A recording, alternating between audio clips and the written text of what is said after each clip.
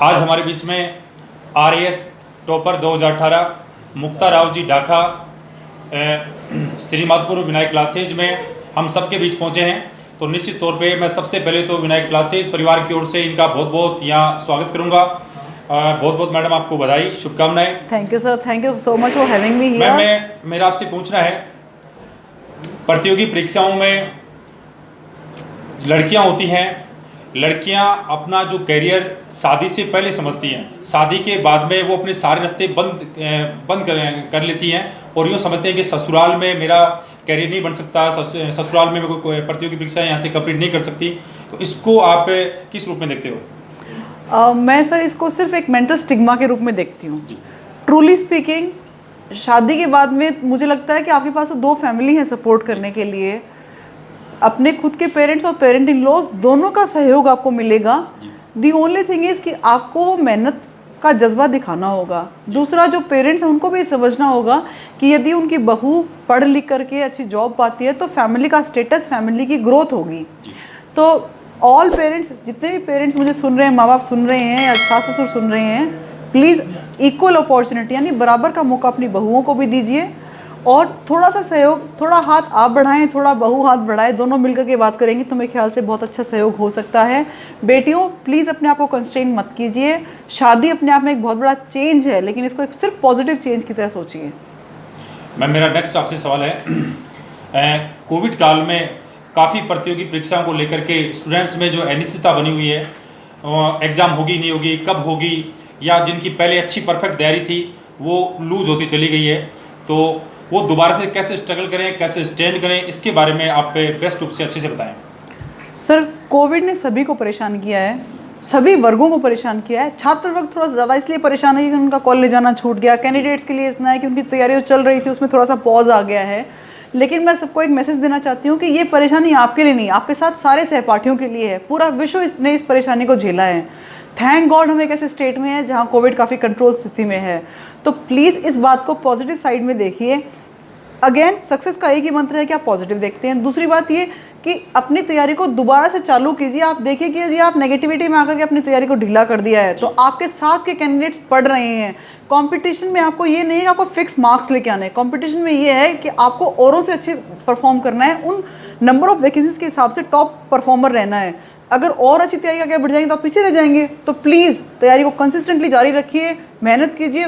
मिले हुए टाइम को आप ये सोचें कि मुझे अपनी जहाँ कमी रह गई तो सुधार करने का एक मौका मिल रहा है, तो उसको मौके की तरह लीजिए और भुनाइए। जी मैम, मेरा अगला सवाल होगा आपसे। ग्रामीण पृष्ठभूमि में प्रतिभाएं खूब हैं, सिर्फ और सिर्फ उन्हें तराशने की आवश्यकता है। काफ़ी बच्चे हैं, काफ़ी स्टूडेंट्स हैं, काफ़ी कॉम्पिटिटर हैं जो आर्थिक अभावों के कारण या उनको सही ढंग से दिशा नहीं मिल पाती है, गाइडलाइन मिल पाती है, उस वजह से उनका करियर नहीं बन पाता है। तो उसके लिए आप कैसे उनको चैलेंज करना चाहोगे या कैसे इनको अपन बदल सकते हैं? सर, आज के दिन तो दुनिया जो है ना एक ग्लोबल विलेज बन गई है। कहीं कोई दूरियां रह नहीं गई हैं। सारी बुक्स ग्रामीण परिवेश में भी अवेलेबल हैं और शहरी में भी हैं, और यदि नहीं है तो इंटरनेट है, आप ऑर्डर कर दीजिए, आपके घर आ जाएगी। इवन ग्रामीण परिवेश में रहने के कुछ फ़ायदे मैं मानती हूँ जो शहरी क्षेत्र में नहीं होते। जैसे शहर में बहुत ज़्यादा पोल्यूशन है, बहुत ज़्यादा एयर पोल्यूशन की बजाय सर वहाँ पोल्यूशन जो ध्वनि का है ना वो कंसंट्रेट करने में आपको नेगेटिविटी देता है। शहर में आपको मैटर ऑफ डिस्ट्रैक्शन बहुत सारे मिलेंगे। आज कहीं सम्मेलन हो रहा है, आज कोई रैली निकल रही है, आज हम सिनेमा घर जा रहे हैं। गांव में आप कंसंट्रेट कर सकते हैं, साफ खाना खा सकते हैं, एक अच्छा सौहार्दपूर्ण माहौल है और डिस्ट्रैक्शन के आइटम्स भी कम हैं। तो मैं तो कहूँगी कि गाँव में रहिए, जो रिसोर्स चाहिए मंगवा लीजिए। और थैंक गॉड मैं आपके प्लेटफॉर्म को देख के बहुत खुश हूँ कि आपने ग्रामीण परिवेश में कितना अच्छा कोचिंग इंस्टीट्यूट खोला है और आप बच्चों को पढ़ा रहे हैं। तो बहुत अच्छी बात है sir, keep up the right job. तो ये तो सब सिर्फ सोच की बात है कि मैं सोचूं ग्रामीण में कुछ नहीं मिलेगा और शहर में सब मिलेगा। नहीं नहीं, आज सब कुछ सब जगह अवेलेबल है सर। एक मैं विशेष रूप से पूछना चाहूँगा जी, सिलेबस में काफ़ी बदलाव आ रहा है, खूब सारा पिछले 4-5 साल से प्रत्येक कॉम्पिटिशन में जो चेंजेबल आ रहा है, क्वेश्चन में चेंजेबल आ रहा है, उसका पूछने का जो लॉजिक अलग टाइप से पूछा जा रहा है और काफ़ी डिफरेंटता मिल रही है। तो इसको स्टूडेंट कैसे इसको बेस्ट करें, इसके बारे में कुछ आप बताएं। बढ़िया सर, परिवर्तन ही प्रकृति का नियम है। अगर एक जैसे ही सवाल पूछे जाएंगे तो हम ग्रो कैसे करेंगे। दूसरा, एक जैसे ही सवाल पूछे जाएंगे तो जो एक्चुअल लर्नर है, जिसको नॉलेज है, वो नहीं आ पाएगा। वो आएगा जो पिछले 6-7 साल से तैयारी कर रहा है, उसने तो सारा रट्टा मार लिया और फिर वही पास हो गया। इनफैक्ट ये बहुत अच्छी बात है कि प्रतियोगी परीक्षाओं का माध्यम बदल रहा है, उनके क्वेश्चन पूछने का तरीका परिष्कृत हो रहा है, तो जो एक्चुअल टैलेंट है वो निकल के आएगा। दूसरी बात, इसको पास करने का तरीका क्या हो सकता है, ज़्यादा से ज़्यादा मॉक टेस्ट लिखिए, ज़्यादा से ज़्यादा जो आप याद कर रहे हैं उसको किसी को सुनाइए। इनफैक्ट आपने किसी टॉपिक को पढ़ा है, आपको क्या याद रहा, इसके लिए आप एक वाइट शीट लीजिए, उस टॉपिक की हेडिंग डाल लिए और उसके बारे में आपको जो कुछ भी याद है छोटे छोटे उसके एक्रोनिम लिख लीजिए, तो आपको ये पता चल जाएगा मुझे कितना याद हुआ और कितना मुझे और करना है।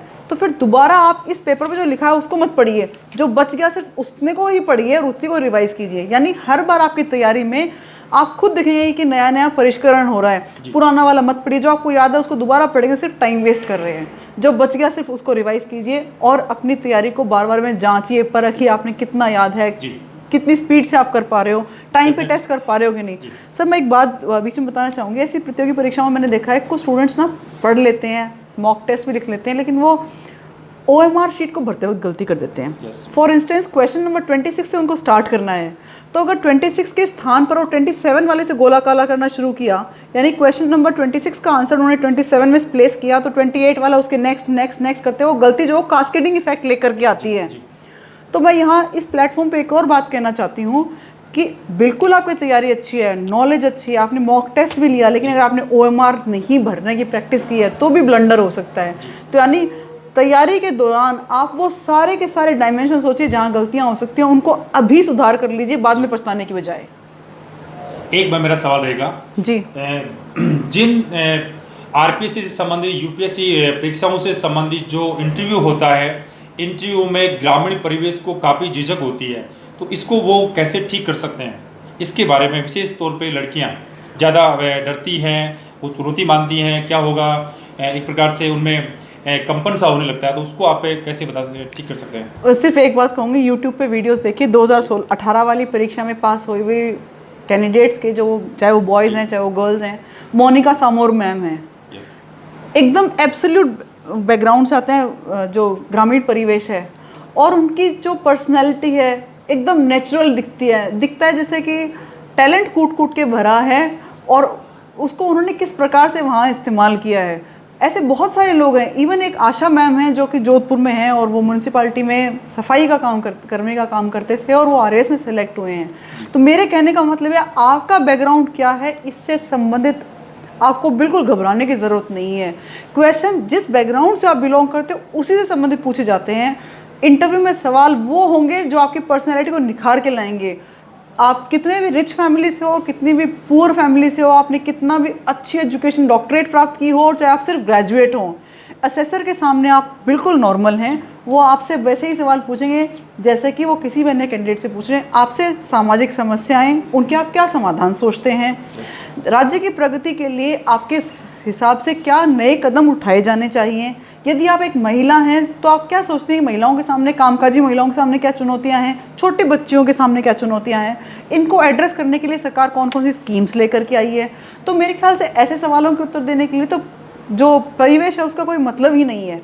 और वैसे भी सर हमारा राज्य, हमारा देश तो गाँव में बसता है, तो नंबर ऑफ सिलेक्शंस भी ग्रामीण परिवेश से ज़्यादा होते हैं सर। तो बिल्कुल घबराएं नहीं, ये इसको प्लीज़ पॉजिटिव साइड में लें, समझ लीजिए कि आपकी तरफ तो ज़्यादा सॉफ्ट कॉर्नर होगा जो बोर्ड है उसका। डेफिनेटली मैडम एक सवाल और है, लास्ट सवाल है। जो सोशल मीडिया है उसकी वजह से काफ़ी जो प्रतिभाएं हैं वो गौण होती जा रही है, तो वो यहाँ से कैसे निकलें या निकल करके वापस उसी ट्रैक पे कैसे आए और अपना बेस्ट ऑफ बेस्ट दें? एक किसी भी परिवर्तन के लिए एक बार तो जोर आता है सर। फ़ोन को बंद कर दीजिए। 24 घंटे में देखिए आपने कितना समय बचाया और कितने कॉल मिस किए। जिनके कॉल मिस किए हैं उनको तो ये समझ लीजिए आप दोबारा कॉल बैक कर सकते हैं, लेकिन आपने जो समय बचाया वो समय दोबारा कभी नहीं है, मतलब बचाया है तो आपके काम में आ रहा है, लेकिन यदि उसको वेस्ट करें तो दोबारा कभी नहीं आता। Time is the only wealth that you are never going to achieve back. तो प्लीज़ इसको परफेक्ट यूटिलाइज कीजिए, फेंक दीजिए फ़ोन को जहाँ फेंक सकते हैं। मैं तो ये कहूँगी। Thank you madam. मैडम आपका विनायक क्लासेज परिवार में आप पधारे, आपका बहुत बहुत धन्यवाद है और खूब सारी आपको ढेरों शुभकामनाएं हैं। निश्चित तौर पे ऐसी जो सफलताएं, ऐसी जो प्रतिभाएं, एक बड़ा जमीला होगा। तब जब यहाँ से निकलेंगे तो डेफिनेटली आपको हम इनवाइट करेंगे। बहुत बहुत शुक्रिया, थैंक यू, जय Hind. Thank you so much, sir, for having me here. And all the best, candidates. Please be consistent. Please be committed to yourself. Time मत वेस्ट कीजिए, अदरवाइज टाइम आपको वेस्ट करेगा। मेरी बहुत सारी शुभकामनाएं। जय Vinayak. Thank you ma'am, thank you. Thank you sir.